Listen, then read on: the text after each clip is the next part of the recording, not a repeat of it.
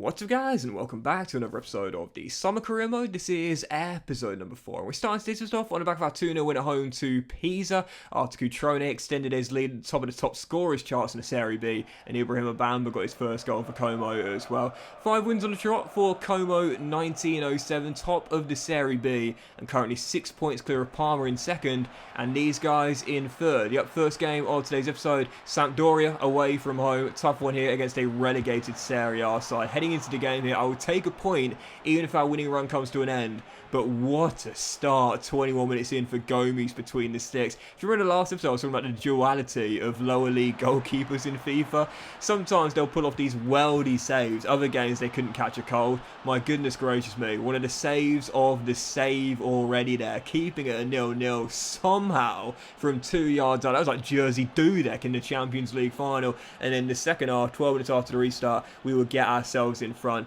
Beautiful little assist here by the league leader for assists, Mancuso. Yeah, lovely little flick there to roll through D'Acunha, and it's a 7th goal of the season, or 5th goal of the season, sorry, 5th goal of the season already for our number 33 in just 14 games. Great start for Lucas as it's 1-0 Como. So in front here, away at Sampdoria, and with 25 minutes to go here, a chance to make it 2. Cutrone plays a 1-2 with Alex Blanco, gets it straight back and drills in for about 4 yards out to make it 2-0. So Como, 2 goals up, and that big save from Gomes looking even bigger now as we led by 2, and as things stand we're going 9 points clear of 3rd place Sampdoria. The hosts not looking to give up, scored a goal to get back in the game through Harry Winks, moving on from Spurs to make it 2-1 there as Sampdoria get back in the game, and with 11 minutes to go, trying to hold on for the big 3 points here. Bang! What a tackle from Ibrahim Bamba, diving in on the frosty turf there, not worried about doing his knees in, but just sliding in to win that ball back there and ensure we'll close out the game with a 2-1 victory. So big win, 6 in a row now in the Serie B for Como, and now 9 clear of 3rd place Sampdoria.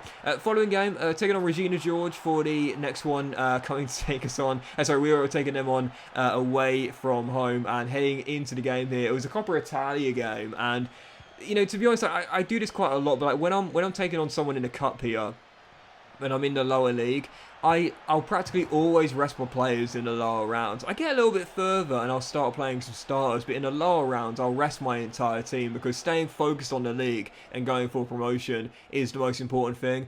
But this guy has been a brilliant impact sub signing for me this year. And when he started, he's got a goal in practically every single start. He got 2 in this game. Yeah, Luka Warwick, Koleosho, in from Espanyol, scored a brace. And his second goal, absolutely beautiful. The first one, nice little flare pass into him for the one-on-one and the simple finish. But the second one, couple of step overs, bangs one in, underside of the crossbar, Tony Yeboah style. My goodness.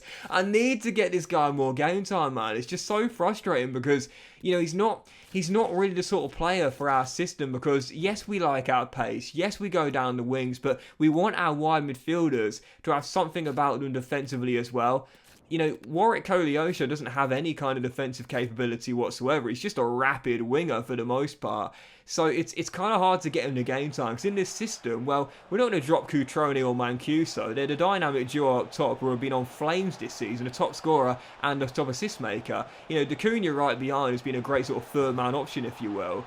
And that really only leaves Alex Blanco on that left-hand side, who has been okay for me, because I don't want to drop Collar, the young right midfielder, who of course shows great potential out of the academy. So it's a really tough one here. I want to get him the game time, and it's hard to find him a place in this team to give him those starts.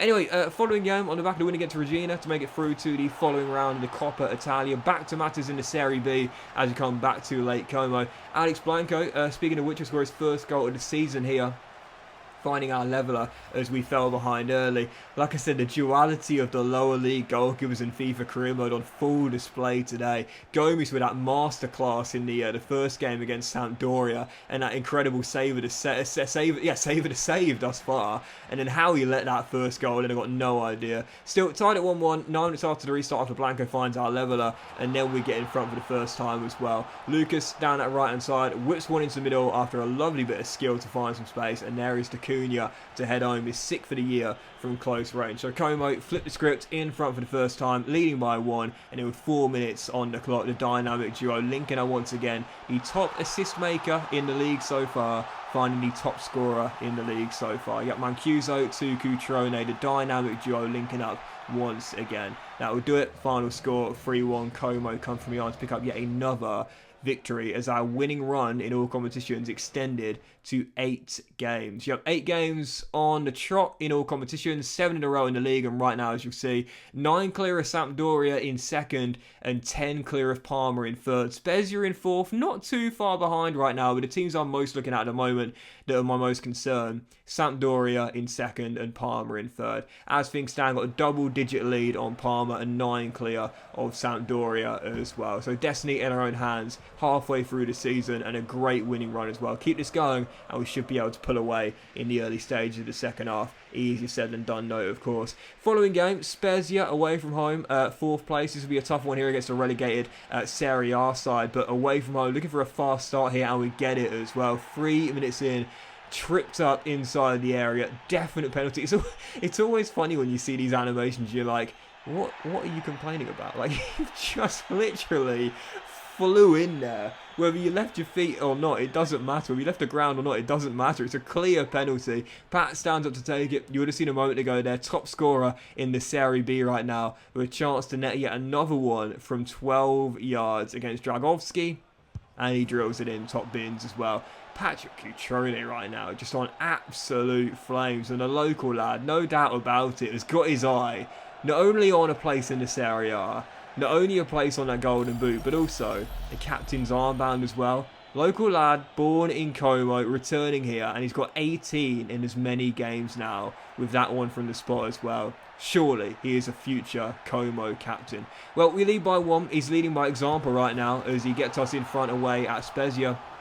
Though the lead would not last long. 21 minutes in, the host back on level terms after a really poor bit of defending there. Saw a man totally unmarked in the middle, and the host took advantage. But soon afterwards, aims to get back in front here. Patrick Cutrone says to Ethan and Padu, I'm going to leave you in the dust. Sprints down that right-hand side. He's got 3 blue shirts out in the middle, and in the end, he picks out Koleosho, who I gave the start to in this game, and he got me our goal to get in front for the second time as well.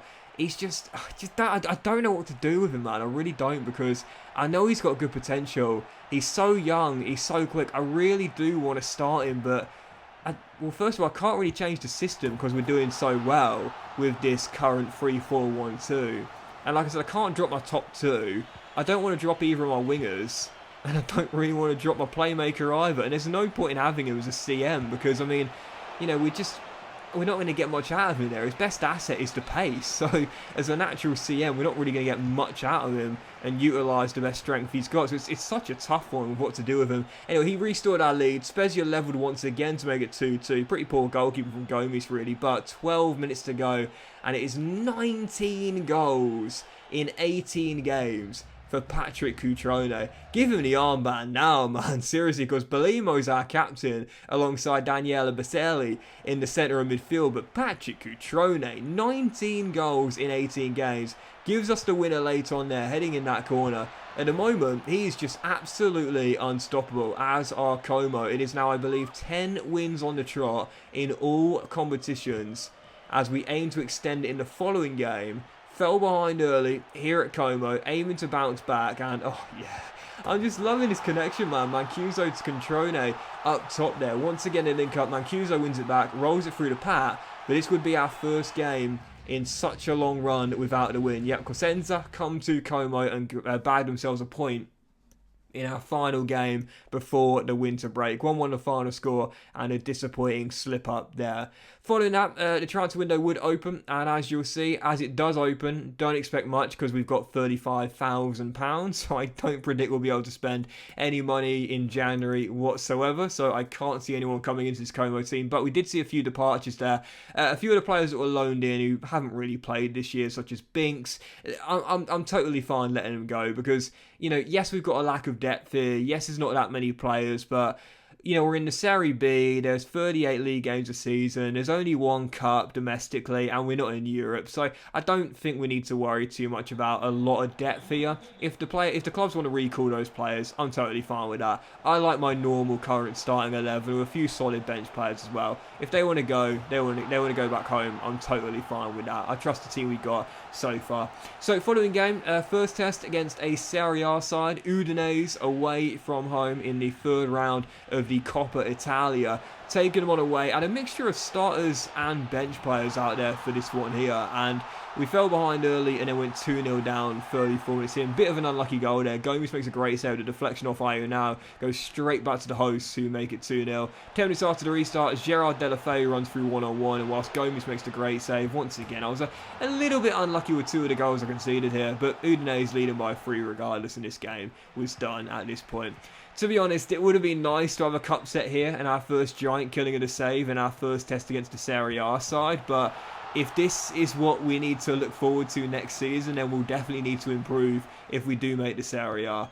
I got absolutely torn apart in this game. It was 4-0 down, absolutely battered, and while Sherry scored this beautiful solo goal here, with a nice little flick over his head to find some space and then chip it over the goalkeeper and clip the underside of the bar. Sadly, it was just a consolation. Our undefeated run in all competitions ended there by Udinese, the Serie A side, and our run in the Coppa Italia ends in January. To be honest though, totally fine with that. Like I said, our main priority and our sole priority is getting Como into the Serie A. Right now, despite no wins in our last 2 games in all competitions, we are still top with the following game, Modena away from home. This was an absolutely bizarre beginning to the match. Goodness gracious me. Yeah, I went for a kickoff goal.